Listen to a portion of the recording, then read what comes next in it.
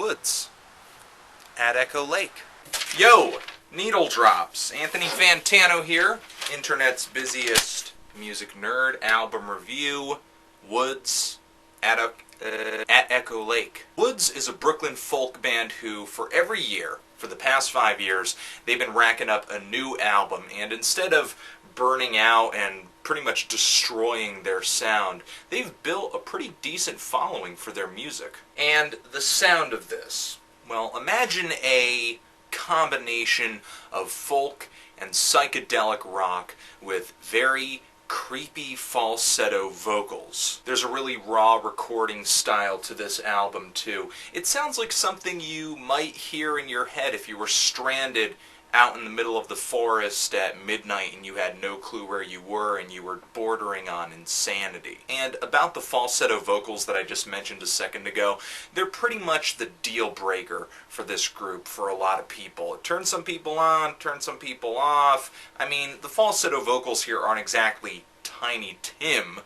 proportioned, but I'm of the opinion that they're pretty freaking good and they give Woods a very unique sound.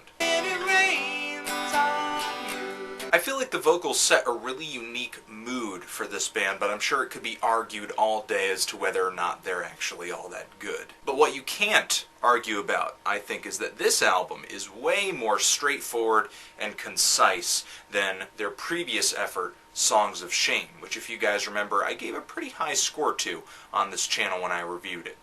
And Songs of Shame still haunts me to this day with melodies that just sometimes I wish I could just exorcise from my brain. And At Echo Lake is doing the same thing, but maybe on a more minuscule level. If Songs of Shame is midnight, then At Echo Lake is like 4:30 or like 5 a.m. in the morning. It's still kind of dark out, but still. The sun is coming up, there's some twilight up there, there's some sunrise light on the horizon. Because there's some more upbeat sounds on At Echo Lake, and a lot of variation too. But Woods still stay true to their sound. I mean, there are even some tracks on here that pretty much sound like songs off of Songs of Shame.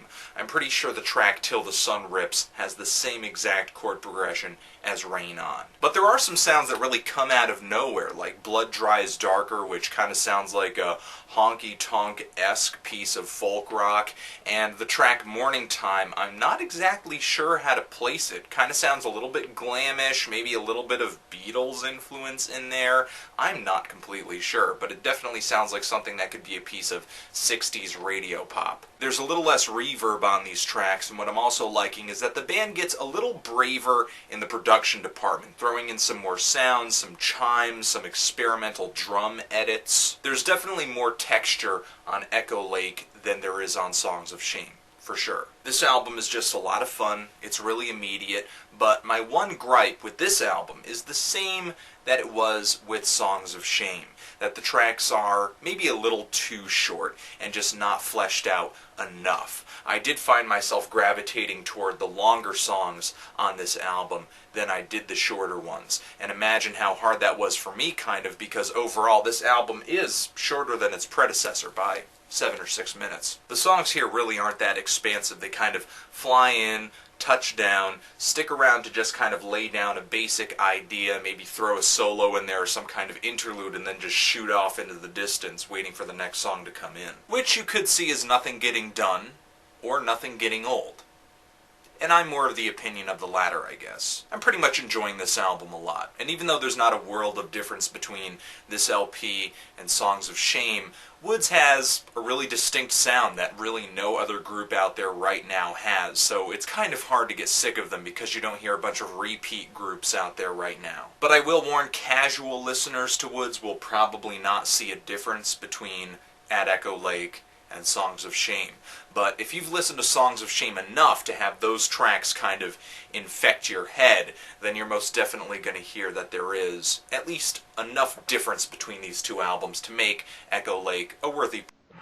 This LP is a little shorter, and it borders on being maybe too straightforward, and I'm digging it maybe just a little bit less than the last album. I could give it a light 8, but still, highly recommend it for you guys if you're into psychedelic rock, if you're into freak folk stuff, or what a lot of people are calling this new wave of weird America.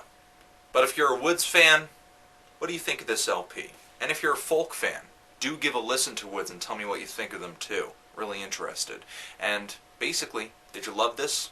Did you hate this? And why? Thanks for watching.